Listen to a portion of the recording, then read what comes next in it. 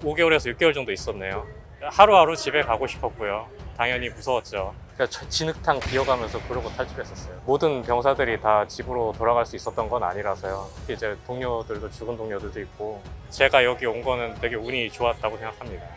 네, 뭐 일선에서도 체감이 되고요. 러시아에서 대규모로 징집을 한다는 얘기는 있는데, 그렇게 보병을 징집한다고 해서 이미 어떻게 할 수 없을 정도로 우크라이나 군이 압도적으로 이기고 있고요. 사실 이미 종전이 다가왔다고 생각합니다. 우크라이나가 당연히 승전하겠죠.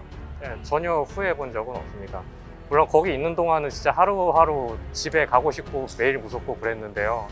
그럼에도 불구하고 우크라이나전에 참전한 거는 잘못된 결정은 아니었다고 생각해요. 그걸 의심해 본 적은 없습니다.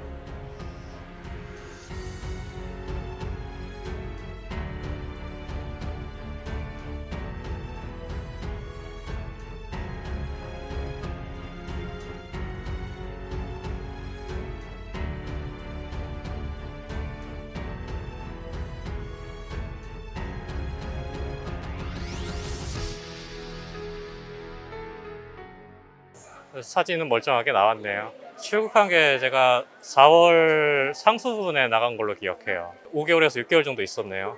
하루하루 집에 가고 싶었고요. 당연히 무서웠죠. 멀쩡하게 나왔다는 생각은 별로 안 들고요. 모든 병사들이 다 집에 갈 수는 없었거든요. 제가 여기 온 거는 되게 운이 좋았다고 생각합니다.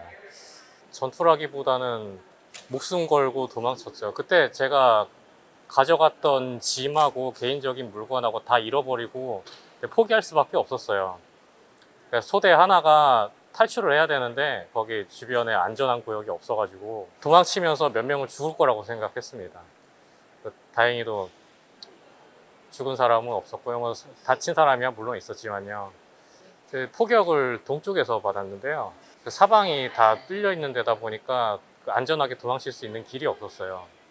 그래서 일부러 울퉁불퉁한 길을 골라가지고 동쪽 사면을 엄청 빨리 뛰어 올라가서 서쪽 사면에 누워가지고 쉬고 진흙탕 기어가면서 그러고 탈출했었어요. 그러다가 원래 짐을 좀 챙겨가지고 나오려고 했는데 체력이 안 돼가지고 결국엔 메고 있던 것도 다 버리고 그러고 탈출했던 적이 있었네요. 근데 그때뿐만 아니더라도 기본적으로 거기 있었던 병사들은 다들 뭐 대여섯 번은 죽을 고비는 다 넘기고 옵니다. 그날이 유별나게 기억이 남았던 거지 저만 그렇게 위험한 경험을 하고 왔던 것도 아니고요. 첫 전투라는 게 어떤 건지 얘기하기가 참 정확히 언제부터 전투가 있었다 이런 게임처럼 막 어느 순간 전투가 시작되는 그런 게 아니니까요.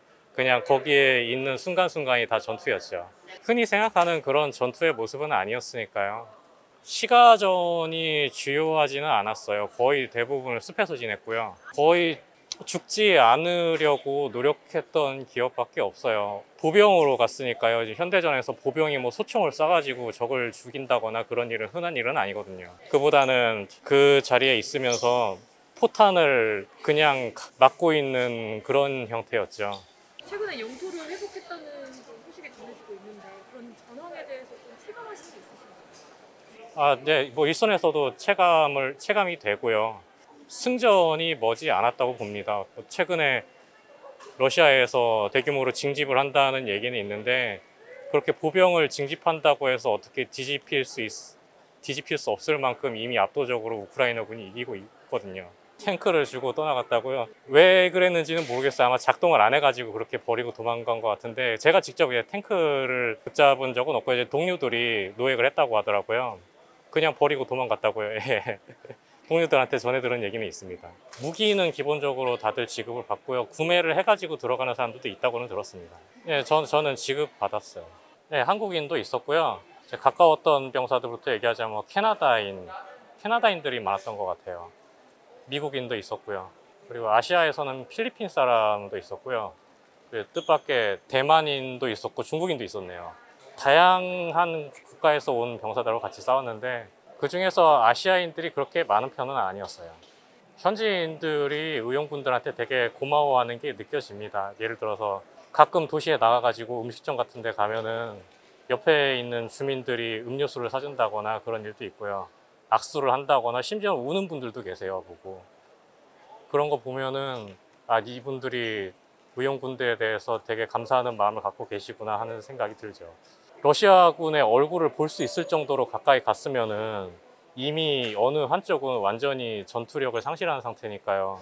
저희가 보는 러시아군 모습은 거의 항상 전의를 상실한 상태죠. 근데 예상하기에도 뭐 멀리서 먼 발치에서 볼 때도 보면은 전의가 그렇게 있어 보이지는 않아요. 기본적으로는 국제군단이 보병부대고요. 그 부대원들이 어떤 일을 하는지는 말씀을 드리기가 어렵겠습니다. 뭐 홀가분하다거나 사실 그런 생각이 들지는 않아요. 오히려 되게 마음에 짐이 많은 상태죠.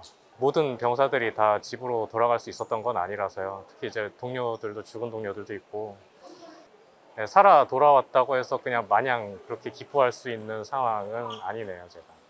한마디로 표현하기는 정말 어려울 것 같아요. 사람들이 생각하는 것과도 정말 다르고요. 병사들이 생각했던 모습하고도 많이 달랐고, 흔히 미디어에서 보여주는 뭐 시체들이 나뒹군다거나 뭐 건물이 여기저기 부서져 있다거나 그거는 사실 전쟁의 아주 단편에 불과하거든요.